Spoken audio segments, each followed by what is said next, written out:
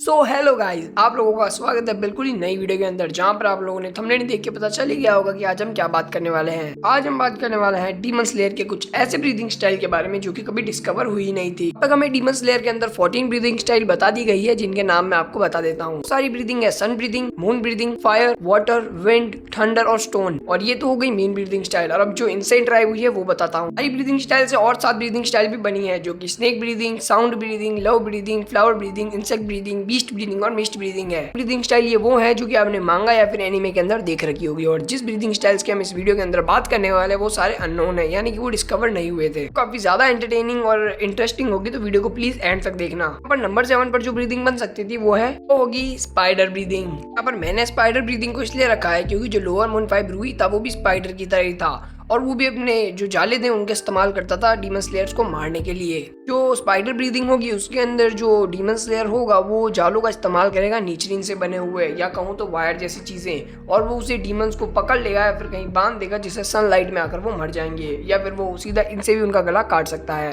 लोग मुझे कमेंट में बताओ कि इसके कितने फॉर्म्स होने चाहिए। स्नेक ब्रीदिंग भी एग्जिस्ट करती है, इसका मतलब स्पाइडर ब्रीदिंग भी हो सकती है। और ये जो ब्रीदिंग स्टाइल है वो इंटरआइव हुई होगी बीस्ट ब्रीदिंग से। जितनी भी ब्रीदिंग स्टाइल्स है वो सारी की सारी किसी ना किसी ब्रीदिंग स्टाइल से इंटरआइव हुई है, फर्स्ट वाली को छोड़कर। 6 पे जो ब्रीदिंग स्टाइल आती है वो है सैंड ब्रीदिंग, अरे वही रेत वाली। ये ब्रीदिंग इंटरआइव हुई है मिस्ट ब्रीदिंग से, क्योंकि उसमें धुआं हो जाता है और उसमें रेत से धुआं। वाली जो ब्रीदिंग स्टाइल है ये बिल्कुल मिस्ट ब्रीदिंग की तरह ही होने वाली है, लेकिन इसके अंदर मिस्ट की जगह पर सैंड का इस्तेमाल करेंगे।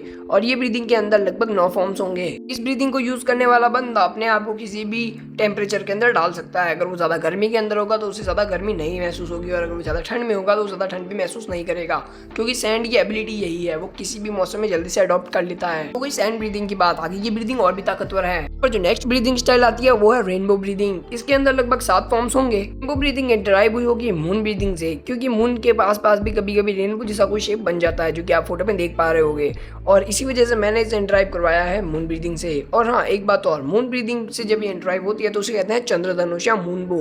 तो इस ब्रीदिंग स्टाइल को हम काइंड ऑफ उसी तरह से देख सकते हैं। रेनबो ब्रीदिंग का यूजर अपने आप को कहीं भी हाइड कर सकता है और वो सामने वाले के अटैक्स को इजीली डॉच कर सकता है। ये ब्रीदिंग सन ब्रीदिंग के और वाटर ब्रीदिंग के भी थोड़ा बहुत करीब रहता है। 4 पे जो ब्रीदिंग स्टाइल आती है वो ब्रीदिंग स्टाइल है शैडो ब्रीदिंग, और ये इंटरआइव हुई होगी रेनबो ब्रीदिंग से, क्योंकि रेनबो ब्रीदिंग के अंदर 7 कलर होते हैं और उसके अंदर एक कलर नहीं होता जो कि है ब्लैक कलर। अक्सर डीमंस को रात में ही मारना होता है, इसलिए इस ब्रीदिंग का जो यूजर होगा वो रात के टाइम पे इतना हाइडल रहकर डीमंस पर अटैक करेगा कि डीमंस को पता भी नहीं चलेगा और उनकी गला कट चुका होगा। मैं अपर मून्स के लिए नहीं कर रहा हूँ, क्योंकि अपर मून्स उसे आराम से ढूंढ लेंगे, लेकिन दिक्कत ये आती है कि अगर अपर मून इसे पता ना कर पाए तो अपर मून का भी गला ही एक बार तो काट ही सकता है। जो भी यूजर रेनबो ब्रीदिंग और शैडो ब्रीदिंग का यूज करेगा वो ब्रीदिंग यूजर के पास में एक एडवांटेज रहेगा, वो नाइट के टाइम पे उसके पास नाइट विजन रहेगा, जिससे वो नाइट के अंदर भी बड़ी आसानी से और शार्पली देख सकते हैं। ये थी शैडो ब्रीदिंग के बारे में बात। अब हम अगली ब्रीदिंग की तरफ बढ़ते हैं। अगली जो ब्रीदिंग स्टाइल आती है वो ब्रीदिंग स्टाइल है पॉइजन ब्रीदिंग, जो कि इंटरआइव हुई है इंसेक्ट ब्रीदिंग से। ब्रीदिंग इंसेक्ट ब्रीदिंग से काफी ज्यादा अलग होगी, क्योंकि हमें पता है कि जो शिनोबू थी वो इंसेक्ट ब्रीदिंग के अंदर से पॉइजन इंजेक्ट करती थी, और जब डीमंस कमजोर हो जाते तब उनका गला काटती थी। पॉइजन ब्रीदिंग का यूज करने वाला बंदा होगा उसकी स्वॉर्ड पूरी पॉइजन से लैस होगी, और उसके पॉइजन का इफेक्ट बहुत फटाफट होगा। तो जैसे ही वो किसी का भी गला काटेगा, जैसे कि कोई अपर मून जो कि अपने सर को फिर से रीजनरेट कर सकता है, वो उसकी रीजनरेशन एबिलिटी को वहीं पर डिस्ट्रॉय कर देगा। जो पॉइजन होगा ये डीमंस के ब्रेन को भी इंजेक्ट करेगा, या फिर कहूँ तो इफेक्ट करेगा। इफेक्ट करने से मतलब है कि डीमंस भी अपना मानसिक संतुलन खो देंगे और वो हाशिराज की बात मानने लगेंगे। इसका इफेक्ट ज्यादा देर तक नहीं रहेगा, लगभग थोड़ी टाइम के लिए हम मान सकते हैं टेम्पररी। बाद में हम देखने वाले हैं नंबर 2 की ब्रीदिंग, जो कि है आइस ब्रीदिंग, जो कि काफी ज्यादा औसम रहने वाली है। वाली ब्रीदिंग स्टाइल बनी है वाटर ब्रीदिंग से। जब वाटर ब्रीदिंग को वो ठंडी जगह पे इस्तेमाल करेगा तो ऑब्वियसली बात है वो आइस ब्रीदिंग बन जाएगी। ब्रीदिंग का यूजर कर किसी डीमन के ऊपर कट लगा देता है तो वो डीमन की स्पीड बहुत ज्यादा स्लो हो जाएगी। Expect upper moons and Muzan. साफ है कि उनकी रीजनरेशन एबिलिटी एकदम नेक्स्ट लेवल पर है, तो उनके ऊपर ऐसे छोटे मोटे चंगू मुंगू अटैक्स तो काम करेंगे नहीं। ब्रीदिंग भी काफी स्ट्रॉन्ग ब्रीदिंग होगी। तो अब तक मैंने आपको जितनी भी 6 ब्रीदिंग स्टाइल बताई है, आपको उनमें से कौन सी पसंद आई आप लोग मुझे ये पहले कमेंट करके बताना। अब बढ़ते हैं नंबर 1 की तरफ। तो नंबर 1 वाली जो ब्रीदिंग है वो हम सबको पता है कि वहाँ पे नंबर 1 का स्पॉट कौन डिजर्व करता है। अगर मैं यहाँ पे 14 ब्रीदिंग स्टाइल को भी रैंक कर रहा होता तो वही ब्रीदिंग स्टाइल नंबर 1 पे आती। मैं सन ब्रीदिंग की बात नहीं कर रहा हूँ, समझ ही गए होंगे सच्चे डीमन स्लेयर फैंस। वो ब्रीदिंग और कोई सी भी ब्रीदिंग नहीं है, वो ब्रीदिंग है द गैलेक्सी यूजर मुराता की ब्रीदिंग, गैलेक्सी ब्रीदिंग। ज्यादा खतरनाक है कि मुराता इसका यूज भी नहीं करता, वो बस दिखावट करता है कि वो वाटर ब्रीदिंग का यूज कर रहा है, लेकिन अंदर ही अंदर वो गैलेक्सी ब्रीदिंग को भी यूज करता है।